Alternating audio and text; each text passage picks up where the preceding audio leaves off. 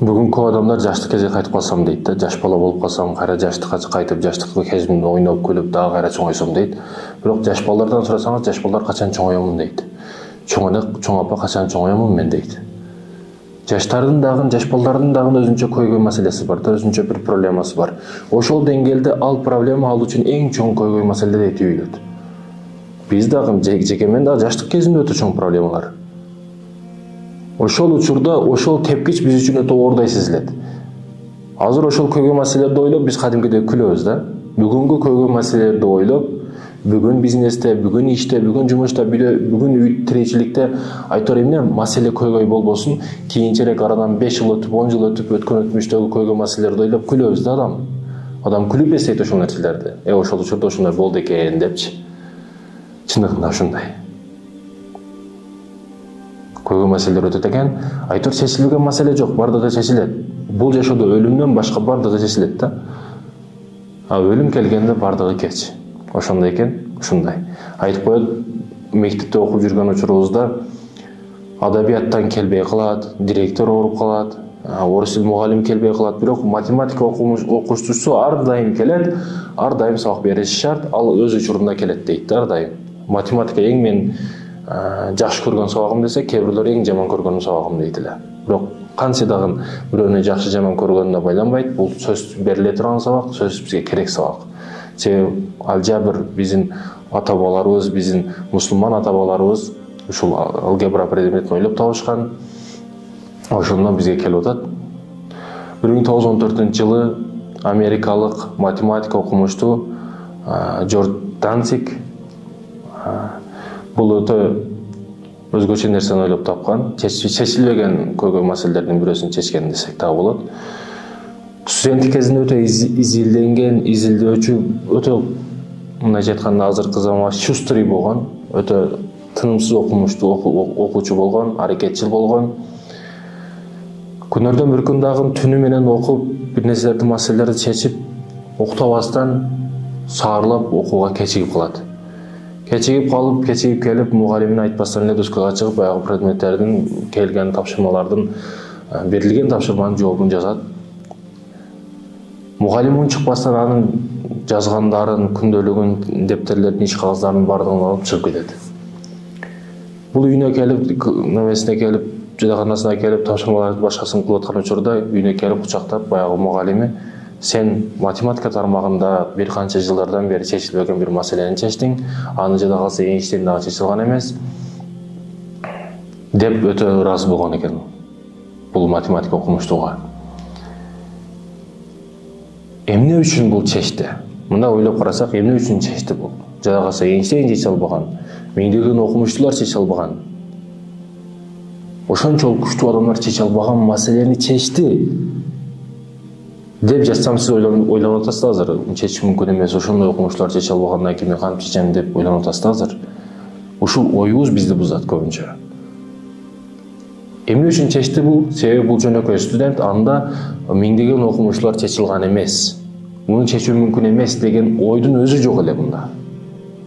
Ал аракет кылып чечти. Кантип чечти? Анда ошондой тоскон ойлору дагы жок болчу жада калса. Окуядан ала турган сабак ушул. Биз көйгөй маселе деп карабашыбыз керек. Проблеманы проблема деп карап тура бере турган болсок, ал проблема болуп кала берет.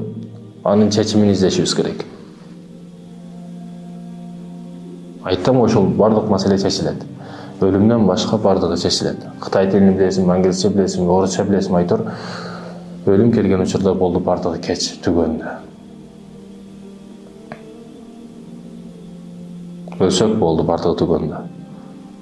Биз тирүү кезинде жыргап жүрөбүз, кан сарайларда, жыргал машиналарда, жумшак жылуу көрпөлөрдө уктайбыз.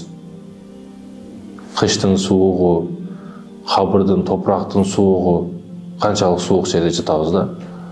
Бир ойлонуп коелу да, жылуу жерде жаткан учурубузда, эртең суукта, ошол жерде астында жатабыз, бир ойлонуп коюшубуз керек ошол жерде.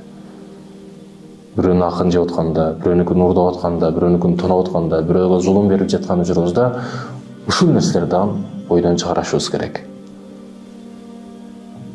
Телефон сатып иштегенде дагы телефон алып сатабыз деп иштеп өткөндө жигиттер айтат, ар кандай телефондорду алып келишет дейт. Мен ага канча жыл окуганмын, канча акча бергенмин, канча инструменттерди алганмын, канча эмгек кыламын дейт да. Бирөөлөр келет, телефонун айыбын айтат, оңдоп беремин. Оңдоп бергенинден кийин 5 мүнөттө оңдоп койсоң, ошол ыраазы болуп бербейт акчасын дейт да. Нааразыдай болуп берет акчасын. Мен неге? Себеби 5 мүнөттө оңдоп койдум. Ал эч качан оңдой албайт. Алып келген кардар, ал телефон эч качан оңдой албайт, мен билем. Бирок мен оңдоп койгонум үчүн 5 мүнөттө ал акчасын нааразы болгондой. Ушул маселе кандай болот дейт да. Сеники адал эле, себеби сен ошого канча мээнет кылгансың, сен канча эмгек кылгансың, канча окугансың, канча акчаң кетти, энергияң кетти. Ошо 5 мүнөт оңдоп коюш үчүн бул жакта 5 жылдык эмгек бар, тажрыйба бар, окуу бар, акча кетирүү бар, эмгек бар. А 5 мүнөттө алыш үчүн ошон үчүн сен окудуң. Ал сеники адал эле. Алдабасаң, жебесең болду эле. Бир жолу ушинтип телефон алып кел дейт. Ал урдалган телефон экен, болгону дагы бирөө өлүп калган, өлгөндөн кийин ошонун телефонун алып келишкен. Кийин ошонун аркасынан канча ызы-чуу болду дейт да. Айтайын деген маселе кысадан кыса, бирөөнүкүн жебеш керек, урдабаш керек, тонобаш керек. Баары бир айланып келет да. Бул тагдыр айланып келет. Кудай таала баары 20 жылдан кийин, же 30 жылдан кийин, же 5 жылдан кийин, же жада калса балаңа дагы берип коюшу мүмкүн. Ошол нерсени кайтып келет баары бир. Баары бир расчет алынганда кутулуп кетемин дебе, билбей калат дебе. Баары бир башыңа жетет бул нерсе. Bir adam kassap eken. Ушул тууралуу хикая бар. Bir adam kassapчы экен, эт кесип, эт сатып, тирүүлүгүн кылат экен. Күнөдөн бүгүн кассапканасын жаап, түнгө чейин иштеп, көчөдөн бара жатса, bir адамды bir канча адам бычакта союп, өлтүрүп жатышкан экен. Муну көрүп, кыйкырып жардам бергиле деп баягы келип, баягы канжарды бычактан алып, колдорудагы кан муну байкуштун өзү кассапчы, бычакты кармап алган. Ушул абалда элдер көрүп калат да буну. Сен өлтүрдүң деп моюнга ушул нерсени коюшат. Судья башка сот, казы деген нерселер келет, ортого коюлат, сен ушунча жылга камаласың, азапталасың деп чечим чыгарылат. Ошондо бул кыйкырып айтат да. Ой эл журт, бирөөгө эч качан зулум кылбагыла. Мен бул адамды өлтүргөн жокмун. Бирок 20 жыл мурда бир күнөө иш кылганмын. Ошонун акыбети бүгүн кайтып келди. Кудай таала билбей калбайт экен, ошол учурда эч ким көргөн эмес, бирок бүгүн кайтып келди ошол азап мага. Мен 20 жыл мурда ал учурда жаш кезим кайыкчы болуп иштейт элем. Элдерди көлдөн ал жака бул жака алып ташып иштейт элем дейт да. Бир жолу бир сулуу кыз анын апасы менен чыкты кайга. Мен назарым ага түшөт, көзүм көзүгө тийип кетет. Ошентип бири-бирибизге карап, көлгө жеткизип койдум. 2-3 күндөн кийин дагы чыкты, аны көлдү бул жерге жеткиздим. Айтор ал кыз өтө жагып, ал менен сүйлөшүп, ошентип бири-бирибизге жагып үйлөнмөй болдук. Бирок жуучу койдум, сен кедейдин баласы экенсиң, башка экенсиң деп атасы мага кызын берген жок дейт. Ал башкага турмушка чыгып кетти. Мен ошо кайыкчы бойдон калдым. Күйдүм, өзүм билем, Кудай өзү билет.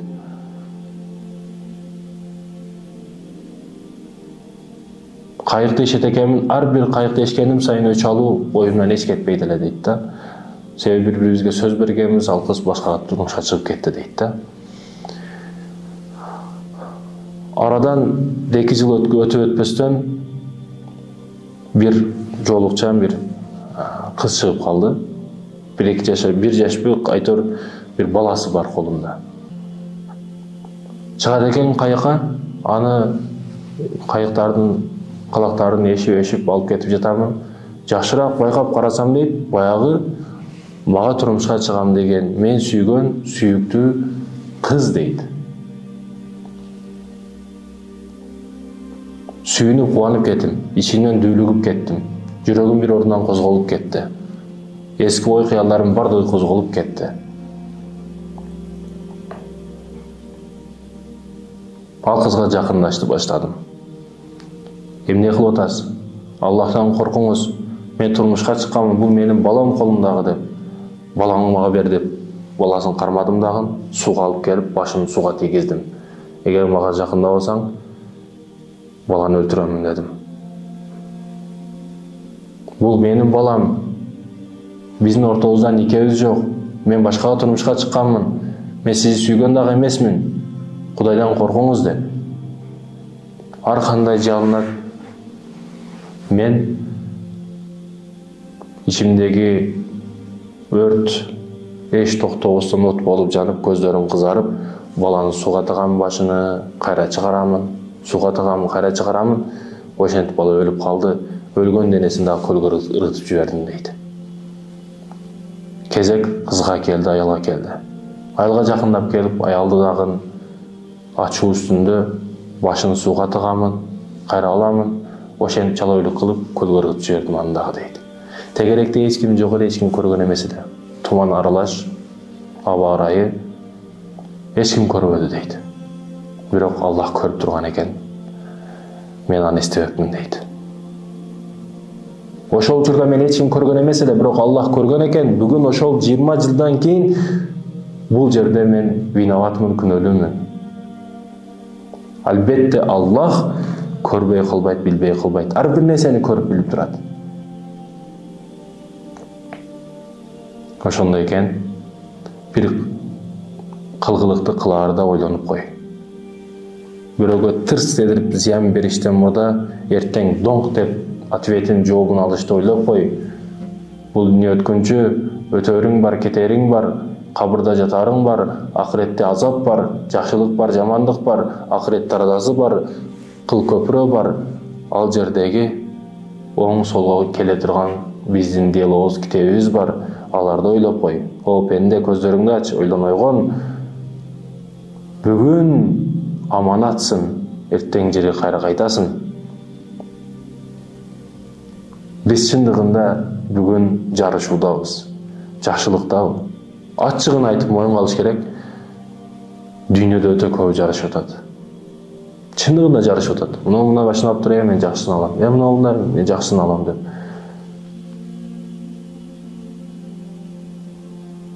Ачыгын айтканда ошол ал барган жерге бул машина дагы барат, ал машина барган жерге бул машина дагы барат. Бирок көрүнүү да максаты. Жылуу жумшак жатабыз. Үйлөрүбүз хан сарай. Элде акча жок дейбиз, бирок кафелер толуп жатат адамга. Ошондой экен, урматтуу мекендештерим. Эмне кылбайлы, кандай кылбайлы? Биз эмне кайтарбасак, ошонун жообу бизге сөзсүз келет. Жакшылыкка жакшылык, жамандыкка жамандык.